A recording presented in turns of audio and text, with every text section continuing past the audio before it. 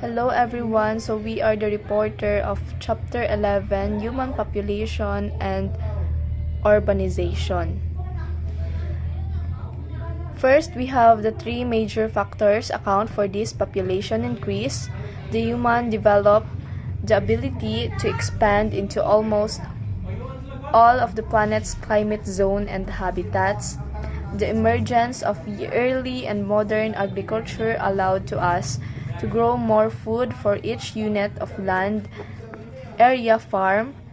And lastly, the death rates dropped sharply because of improved sanitation and healthcare and development of antibiotics and vaccines to help control infectious diseases.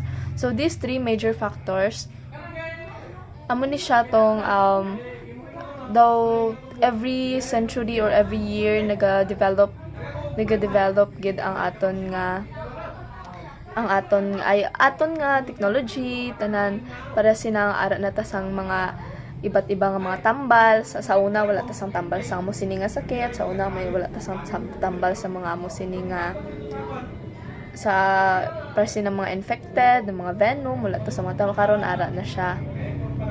Malikayan na naton ang mga sakit nga sa una hindi ta malikayan. Tapos syempre damdamo na ta sa mga vitamins, sa mga para sa pagkaon, mga musina. Next is what factors influence the size of the human population? The human population increases through births and immigration and decreases through deaths and emigration. The average number of children born to the women in population total fertility rate is the key factor that determines population size. Human populations grow or decline in particular countries, cities, or other areas through the interplay of three factors: births, fertility, death, or the mortality, and migration. So understanding these factors helps the government, policymakers, and pati kita nga individuals nga ma-inform about sa population growth, resource management, and sustainable development. Next is several factors affect birth rates and fertility. Importance of children as part of the labor force, cost of raising and educating children, availability of or lack of private and public pension system, urbanization, educational and employment opportunities available for women, average age at marriage, availability of legal abortions, availability of reliable birth control method, religious beliefs, traditions, and cultural norms. So the decisions to have children is influenced by a complex mix of personal, economics, social and cultural factors. As societies develops and women's opportunities increase, birth rates often decline. So birth rates and fertility rates are not just personal choices, but are shaped by broader societal economic factors. Next is we have two useful indicators of the overall health of people in a country or region. So muna siya itong mga overall sang ng life expectancy. We have the life expectancy that the average numbers of years a newborn infant can be expected to live. So nagadamo ang every month, every day, every seconds damo gid ang gabata. And an infant mortality rate, the number of babies out of every 1,000 born who die before their first birthday. Damo gyapon siya ang nagkaramatay, damo gyapon ang mas damo gid ang nagabata. Syempre dako-dako naton population karon. The three categories of population age structure. So dari makita ta ang age structure sang iba't iba nga edad kung ano ang iya nga mga structure sa amo sini nga edad. Dapat amo ning edad may ara na ta sa amo sini. First is pre-reproductive, ages 0 to 14 years old, consisting of individuals too young to have children. So mo sini nga edad no, hindi gid siya para hindi gid siya pwede pa magbata kay syempre grabe wala pa na sila buot ang iban. Hindi pa na sila independent sa ilang mga parents. Nag-eskwela gini sila pa. Second, reproductive ages 15 to 44 consisting of those normally able to have children. So amo sini nga edad ara na sila sa mga bata, may work na 15 to 44 ara na siya sang do may buot-buot na siya haw nga start sa 15 dara na gid taga-grow damdamon na ta sang learnings nga may tabo by experience sa life. Third is past-ship productive ages 45 and older with individual normally too old to have children. Last, we have 3 effective ways to slow population growth. First, to reduce poverty, to elevate the status of women, to encourage family planning and reproductive health care. Amo ni siya itong mga effective ways para hindi siya as in kadamo gid ang aton population. Syempre kita mangyapon ang ga-control sang aton nga economics. To reduce poverty.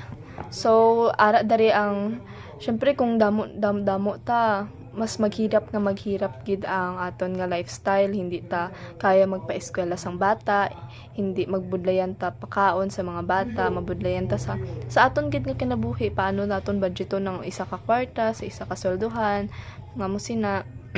Tapos dapat ang isa pud nga isang effective way sini is para may freedom pod ang mga kababaihan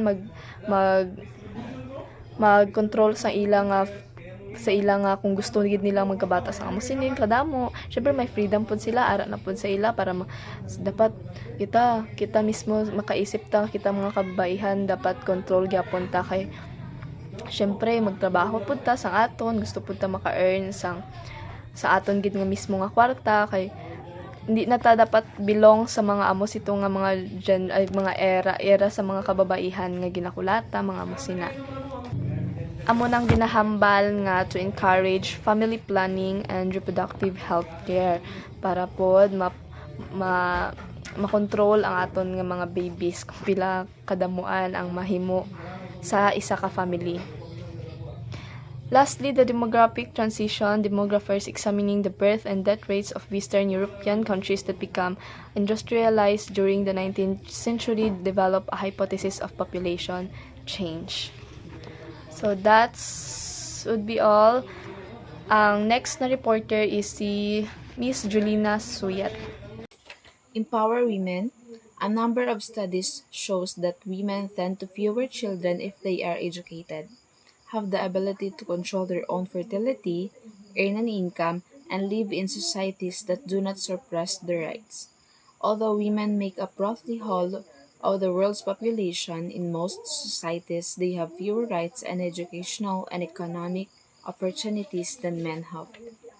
Based on the studies, pinapakita na mas gamay ang mga bata sa isa ka babae or women pag educated or may alam siya to control her pregnancy. Maka-earn siya sa sarili niya na income na wala na nag-base sa lalaki or mga asawa nila. Kag kung educated ka, mas damo opportunities ang mga babae kaysa sa lalaki. So, sa family planning, provides educational and clinical service that help couples choose how many children to have and when to have them. Such programs are vary culture to culture, but most of them provides information on birth spacing, birth control, and health care for pregnant women and infants. Family planning is amo ni siya tong gina-educate ginatudloan ng couple to control or prevent their pregnancy para maiwasan ang pagdamo sang ilan ng mga bata kag para maiwasan pod ang mga abortion kay mostly sa panahon karon damo-damo ang pa-abort lalo na ang mga bata because of unwanted or hindi nila gusto ang ilang nga pagbuntis. Urban areas grow in two ways, by natural increase or amo ni siya tong natural way nga pagdamo sa tao ang pagbuntis or pagbata sa isa ka babae.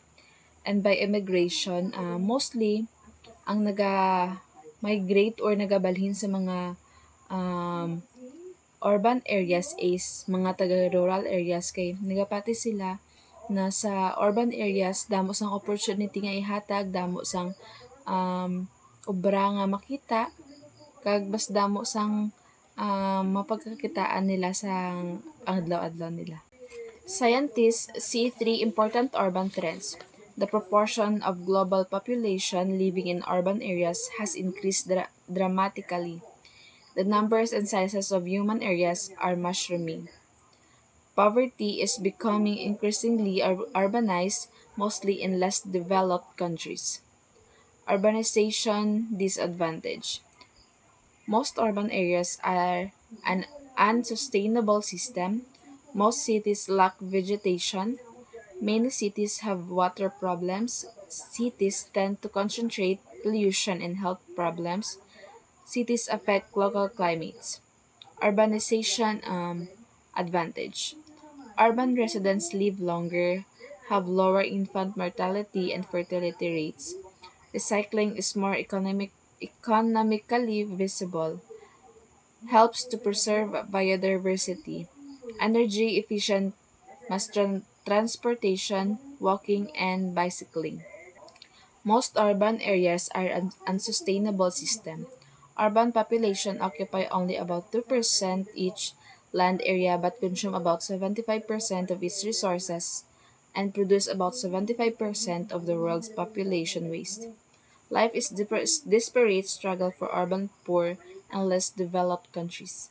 Poverty is a way of life for many urban dwellers in less developed countries. Some of these people live in slums.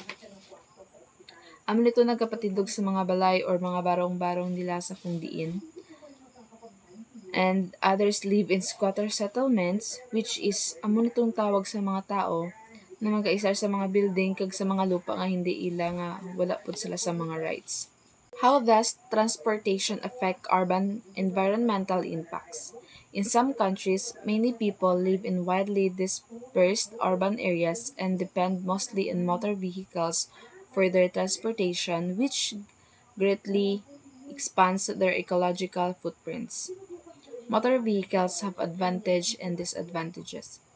Motor vehicles provide mobility and offer a convenient and comfortable way to get from one place to another. Mas accessible sa mga tao nga may ara sang mga vehicles or mga para transportation para sa pang-adlaw-adlaw nila nga like sa mag-ubra sila, may ara sila sang garamiton kag like sa mga students pod nga dali lang ang ilang pag-adto sa school kay tungod may mga vehicles ta pod. Despite their important benefits, motor vehicles have many harmful effects on people and on the environment. Hindi lang pud nga nami ang kagawasan sang may transportation ka, may ara pud sila sang effect like harmful siya sa environment like mga tambutso nila, dali lang makaguba siya sang health sang tao lalo nang adlaw-adlaw ka nga maka-encounter sa mga motor or ara ka sa kalsada na sari-sari ang mga motor kag may mga aso ka nga mga malanghap. Globally, each year automobile accidents kill approximately 1.2 million people, an average of 3,300 deaths per day, and injure another 15 million people. So, amo po to ang yang disadvantage is mostly damo na sa mga car accident and motor accident kay mga bata or any nga mga tao kay wala halong pud sa mga kalsada kag pag-drive sang kag wala tarong pagdala sang ilang nga mga vehicles. So amo ni mga advantage and disadvantage sa mga transportation. So sa bicycle, ang advantage niya is quiet and non-polluting. Hindi siya gahod kag hindi po siya maka kay tungod wala sila sa tambutso, wala sang aso nga nagawas. Take few resource. burn na fossil fuel. So hindi siya matabo nga masunog siya kay wala siya sang gasolina. Hindi siya pwede matubilan kag layo siya sa mga pagsunog-sunog o mga lupok-lupok. Require little parking space. So hindi po siya ah, dako ang makonsume niya sa mga parking space kay tungod gamay man ang bicycle. So sa disadvantages sang bicycle, provide little protection in an accident. So hindi ka siya tanto nga ma-protect ka siya sa mga accident kay tungod gamay ang bicycle. So provide no protection from bad weather. So kung mag-ulan or mag-init, hindi gid ka maprotektahan sa nakay tungod wala sang atop kag wala gid sang anything nga pwede makaprotect sa imo. Are impractical for long trips. Budlay gid siya pag mag long trips ka kay tungod kay sikad-sikad dali ka lang makapoy ana. Secure biking parking not yet widespread. So ang advantages sang mass transit rail uses less energy and produces less air pollution than cars do. Use less land than roads and parking lots use. Causes of fewer injuries and deaths than cars.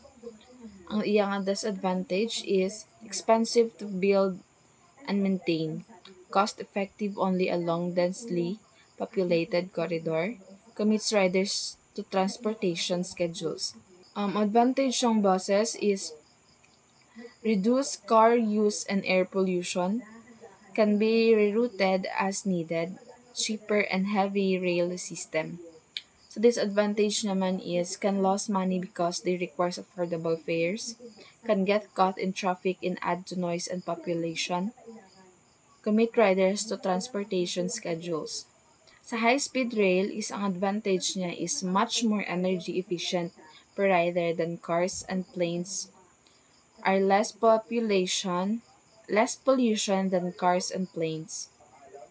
Can reduce need for air travel, cars, roads, and parking areas.